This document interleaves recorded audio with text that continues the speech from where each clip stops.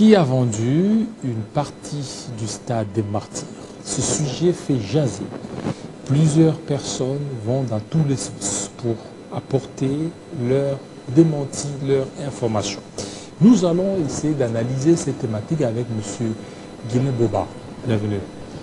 Merci David, merci de me recevoir sur ce plateau. Voilà. Alors, c'est un sujet qui fait couler encre et salive, des sujets sur le stade des Martyrs. Tantôt c'est l'ancien ministre Kaboulou, tantôt c'est Serge Kondé. Qui est responsable? Ou quel est le contour de cette question qui fait parler tout le monde? Voilà, merci beaucoup, cher David.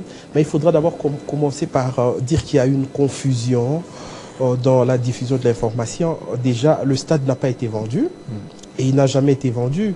Là, je suis en train d'apprécier et de louer la réponse que le ministre des médias, il y a de cela quelques jours, a eu à donner à un confrère, une consoeur, je crois bien, qui est passée à l'activité qu'on appelle briefing, je crois bien, et qui a demandé, qui a posé cette question au ministre, et c'était en lingala, le ministre qui lui dira est-ce que Bakoki côté Casta de Martyr? C'est comme quelqu'un qui viendra poser la question au ministre Bateki, palais du peuple. Est-ce que Bakoki côté palais du peuple? Déjà, là, je pense que là, il y a confusion des termes. On n'a pas vendu le stade de Martyr et ce stade ne pourra jamais être vendu. Je ne vois pas cette personne bourrée de mégalomanie qui va se permettre d'aller vendre un bien comme le stade. Ça, c'est déjà exclu. Donc, il y a eu confusion. Ce qui est vrai, ce stade, une partie du stade, une portion d'ailleurs, du stade, un espace vert qui a été mis en location à l'époque du ministre Serge Kondé Chembo, qui est d'ailleurs à l'époque qui était l'autorité d'approbation. Et le vrai bailleur de ce stade, c'est le gestionnaire. Et l'acte posé par le ministre, c'était la simple approbation. Donc ça a été mis en location. En location, il n'est pas question d'une vente. Alors pourquoi c'est lui qui, là, le nouveau, a voulu alerter, un peu crier, un peu de... Bon, cher Jean-David, moi je ne suis pas dans le secret de Dieu pour savoir pourquoi il l'a fait. Je lui donne encore ce bénéfice de doute. Je pense que ce sont les gens qui ont peut-être mal véhiculé l'information ou ce sont les gens qui l'ont très mal informé. Ce qui a fait que le ministre a dit, je ne sais même pas parce que moi je n'ai pas suivi personnellement le ministre, dire qu'il y a une partie du stade qui a été vendue seulement. J'ai vu dans les réseaux sociaux comme tout le monde, le ministre effectuer une descente du côté du stade de Martyr et déplorer parce que il y a eu aussi... une cacophonie dans la façon de répondre de l'ingénieur qui était sur place. Bon, moi je le comprends, c'est un simple exécutant. Mais après, l'information véhiculée selon lequel l'un des ministres, l'un de ses prédécesseurs avait vendu le stade, je crois que c'est du n'importe quoi. C'est une invention qui ne tient pas debout et on ne sait pas quelle est la véritable intention des gens qui ont propagé cette fausse information. Il ne s'est pas retrouvé dans ce contrat de location. Mais attendez, ça c'est un verbe vraiment congolais quand on dit se retrouver. Se retrouver veut dire quoi déjà? Attendez, Jean-David Kilolo, cette portion, cette partie, je rappelle que c'est un espace vert du stade des Martyrs qui a été mis en location. Il y a eu un contrat qui a été signé sur une durée de 15 ans et l'argent avancé. Pour avancer au profit du stade, c'était 10 mois, donc 60 000 $. Et cet argent a servi, vous le savez, à l'entretien de cette infrastructure, 60 000 $ déjà. Je comprends. Il est vrai qu'on est dans ce qu'on appelle en lingala le piaka, on cherche l'argent. Lorsqu'on entend de montants comme ça, parfois 60 000, c'est excessif. Et puis, mais 60 000 $ pour un homme, excusez-moi, comme Serge Kondé. Moi, j'ai été dans son fief électoral, j'étais à Sakania, j'étais à Lubumbashi. Je ne veux pas dire qu'il vit dans l'opulence, mais ce n'est pas un va-nu-pied, Serge Kondé. Ce n'est pas quelqu'un qui cherche à manger, ce n'est pas quelqu'un qui va salir sa réputation, qui va cracher sur sa carrière politique à cause de 60 000 $. Il n'en est pas question. Je pense que le ministre a été très mal informé. Moi, à sa place, comme je l'ai dit, j'ai le bénéfice de doute sur lui. Et j'aurais été à sa place, je lui aurais demandé, j'aurais appelé mon prédécesseur, pas direct, parce que c'est Kaboul qui lui a remplacé, et lui poser la question, avoir de l'éclairage par rapport à ce dossier. Malheureusement, directement, on s'est servi des réseaux sociaux pour tenter de vilipender un acteur politique qui a une carrière politique très prometteuse, Serge Nkondé, pour simplement les vilipender, alors que c'est quelqu'un qui est pris très au sérieux et par les autorités du pays et par les autorités de son regroupement politique. C'est quelqu'un dont la carrière politique n'a jamais été truffée des scandales, ainsi de suite. Donc c'est malheureux. Nous sommes en train de regretter cette nouvelle manie qui, depuis quelques temps, a élu domicile dans le comportement des acteurs politiques. Est-ce qu'il est obligé, lui aussi, de mettre en location cet espace vert de Stade des Martyrs? Je ne parlerai pas de l'obligation, Jean-David. Je parlerai plutôt... Attendez, lorsque on vous nomme quelque part, on vous confie des responsabilités, vous devez avoir l'esprit d'innovation.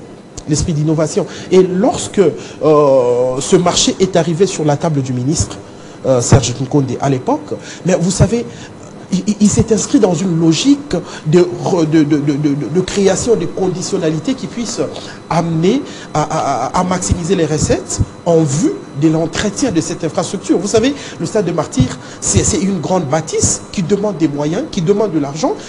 Les agents sont là toujours en train de se plaindre parce qu'ils n'ont pas été payés, parce que...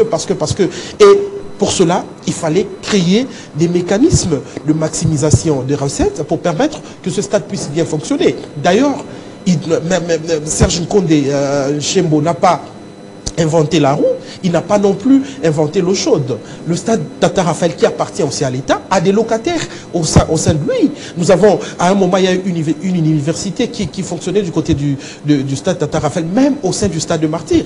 À l'époque, les SMICOM fonctionnaient là-bas. Aujourd'hui, au moment où je vous parle, au stade de Martyrs, il y a des locataires. Les différents locaux que vous voyez là-bas, il y a des restaurants, il y a des... Il a trouvé ça. Et c'est pas lui qui a inventé tout ça. Alors, lorsqu'il vient, il apporte... Et puis, parmi tous ces locaux-là, il n'y a aucun local qui génère 6 000 $ le mois. Mais il vient avec une innovation, je vais dire, une initiative qui va apporter 6 000 $ le mois au stade de Martyrs. On veut le tuer. On veut le tuer. Et puis je rappelle, c'est depuis plus d'une année que Serge Nkondé n'est plus à la tête du ministère des Sports. Donc il y a 6 000 $ payés par mois. Qui doit être payé par mois. Mais je vais dire quand même qu'anticipativement, il y avait 10 mois qui avaient été payés, 60 000 $. Et cela a permis aux travaux d'entretien du stade. Et puis, il y a eu la traçabilité par rapport à ça. Mais attendez. Des documents montrant que non, l'argent qui a été déboursé, il y a telle enseigne qui a été... Non, bon, écoutez, moi, je ne sais pas quelle réponse il faudra donner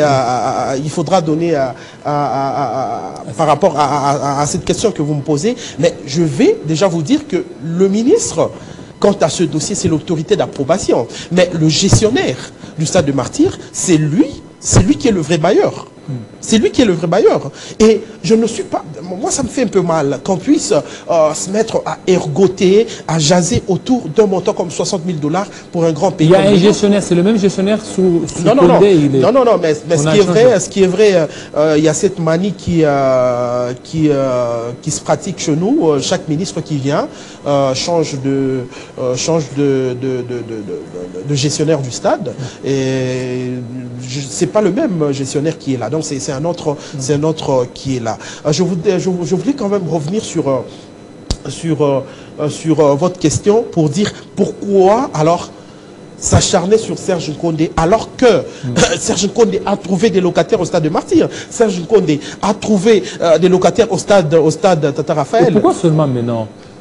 C'est ça le questionnement. Moi, je suis pas dans les secrets de Dieu, justement, pour connaître l'intention qui est en train de gangrener, justement, les cervelles de ces gens qui sont là et qui ont un seul objectif, celui de salir la réputation de Serge Nkondé, celui de ternir l'image d'un jeune acteur politique qui a fait ses preuves et qui n'a plus rien à prouver dans ce pays par rapport à sa moralité, par rapport à son éthique. Donc, c'est regrettable, c'est regrettable. Moi, je pense, dans ce dossier, Je ne suis pas en train d'attaquer le ministre Boudimbo Parton, mais je pense que le ministre a été très mal informé. Il va falloir pour cela qu'on puisse essayer de reconnaître. Il a même suspendu le contrat. Il a suspendu les travaux. Moi, ça, bon, attendez, moi je ne suis pas là pour parler de ces travaux, mais au nom du principe de la continuité de l'État, parce qu'on dit les hommes passent, mais les institutions demeurent. Au nom de la continuité de l'État, moi je pense que cet acte-là, je ne sais pas qu'est-ce que le ministre recherche, parce que le contrat sur l'allocation de cette portion de terre au niveau du stade, c'est un contrat qui a été signé en bonne et due forme. La traçabilité, elle est là. Il faut seulement prendre ce contrat et voir. Peut-être que ça ne fait pas les affaires du ministre Didier Boudimbo, je le comprends. Vous savez, dans notre pays, on pense toujours que ses prédécesseurs ont bouffé, ses prédécesseurs ont mal fait, ont mal travaillé, et puis on vient pour essayer de les corriger. C'est un peu, je pense que le ministre Boudimbo essaie de s'inscrire dans cette logique-là. Ce n'est pas bien, c'est malheureux. Pourquoi? Parce que moi je dis, Serge Condé a laissé un héritage au sport congolais. Il y a la loi sportive qui est une Bible pour les sports en République démocratique du Congo. Il faudra que le ministre, moi j'aurais été à la place du ministre Boudimbo, j'allais appeler Serge Condé, j'allais appeler Kabulo, j'allais appeler Papi Niango, j'allais appeler Mbayo, je les réunis, je leur dis, vous avez travaillé jusqu'à un certain niveau, aidez-moi à pouvoir relever les défis sportifs que j'ai tout au long de mon mandat. Moi, je pense qu'au nom de l'unité du Congo, au nom de l'amour des Congolais, au nom de l'avancement de notre pays, le ministre Boudimbo, bien entendu, aurait dû emprunter cette voie là-bas, s'inscrire dans cette logique pour essayer de sortir notre sport du gouffre dans lequel il se trouve, en lieu et place d'aller chercher le pouls sur la tête du chauve. Je pense que c'est pas une bonne technique. Voilà, merci beaucoup. Merci beaucoup à vous, fidèles téléspectateurs, surtout aussi à vous, M. Guilain Boba. Je vous en prie, cher David. Voilà, pour donner des plus amples éclaircissements. Ça n'est fini, fidèles téléspectateurs. Restez branchés sur Télé 50 tout à l'heure, la grande édition d'Arlette Boutella. Il sera 20h à Lubumbashi, 20h à Kisangani, 19h ici à Kinshasa. Portez-vous très bien, à très bientôt.